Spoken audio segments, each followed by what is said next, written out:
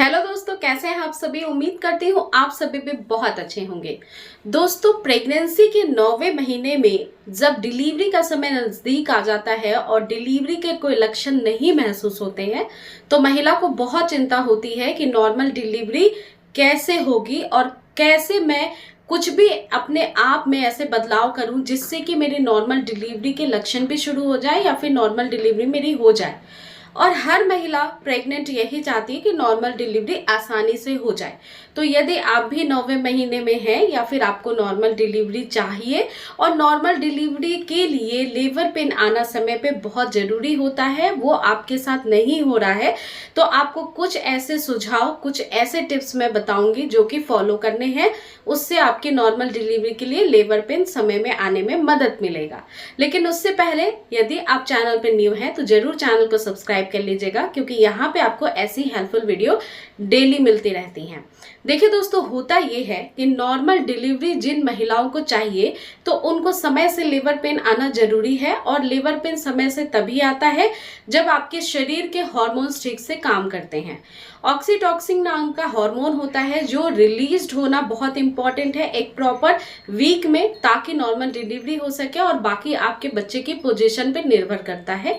तो देखिए, अगर ये दोनों ही चीजें सही हैं तो नॉर्मल डिलीवरी आसानी से हो जाती है। सबसे पहली बात का ध्यान ये रखना है कि डॉक्टर ने आपको जो ड्यू डेट दिया है, आप जब भी फर्स्ट टाइम डॉक्टर को दिखाने गई होंगी तो आपकी लास्ट पीरियड का डेट आपसे पूछा जाता है और उसी डेट से डॉक्टर पूरे 40 हफ्तों को काउंट कर लेती हैं और उसमें से एक हफ्ता और बढ़ा करके आपको ड्यू डेट दे दिया जाता है, डीडी डेट। डॉक्टर्स के द्वारा जो ड्यू डेट दिया जाता है वो मैक्सिमम पीरियड का होता है, यानी एक प्रेग्नेंट महिला को गर्भ में शिशु को 40 हफ्तों तक ही रखना है। उसके बाद फिर आपकी डिलीवरी कराना जरूरी हो जाता है, क्योंकि बच्चा एक समय तक ही गर्भ के अंदर रहता है, क्योंकि वो विकसित होता रहता है, फिर वो बाहर आएगा, उसका विकास फिर बाहर होगा संपूर्ण रूप से। तो इसलिए गर्भ में 40 हफ्तों तक ही कोई भी बच्चा सुरक्षित रहता है। अब दूसरी बात, जो आपको ड्यू डेट दी जाती है, कई बार कंफ्यूजन ये हो जाता है कि 40 हफ्ते कंप्लीट हुए हैं कि नहीं, ये महिला को पता ही नहीं चलता है। तो आप लास्ट पीरियड जब भी आपका मिस हुआ था ना, जब लास्ट पीरियड आपका मिस हुआ था उसके 1 महीने पहले जोड़ के रखिए, जो लास्ट पीरियड जिस दिन आपका आया था वो वाला डेट, उससे आपको लगातार 40 हफ्ता काउंट करना है।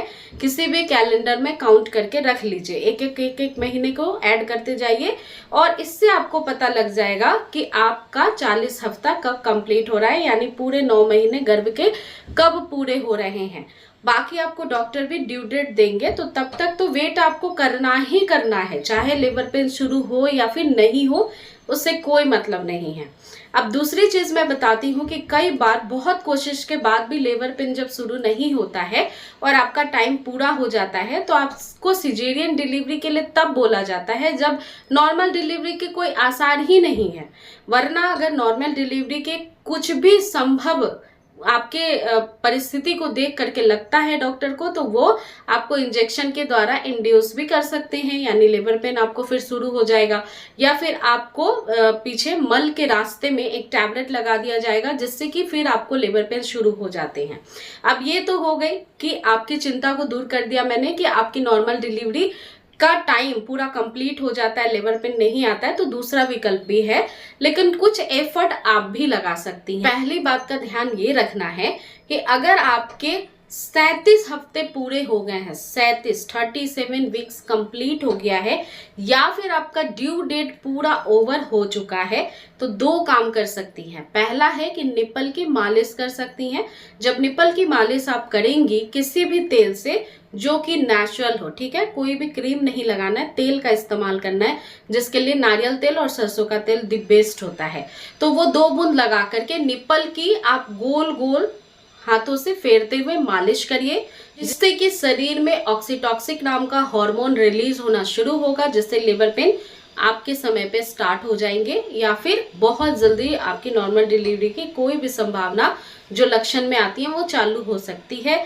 जैसे कि पानी की थैली फट जाती है, कई बार महिलाओं की लेबर पेन धीरे धीरे शुरू होता है, ऐसा होने लग जाएगा। इसके अलावा दूसरा काम कर सकती हैं कि आप रिलेशन बना सकती हैं। इस समय रिलेशन बनाने से भी वो हार्मोन बढ़ने लगते हैं, जिससे कि नॉर्मल डिलीवरी होने में आसानी मिलती है बच्चेदानी का मुंह खोलने में। तो ये 2 काम आप कर सकती हैं। बाकी कुछ रेगुलर रूटीन में एक्सरसाइजेस होती हैं जो करते रहिए, जैसे वॉकिंग करते रहिए 30 से 40 मिनट सुबह शाम करिए।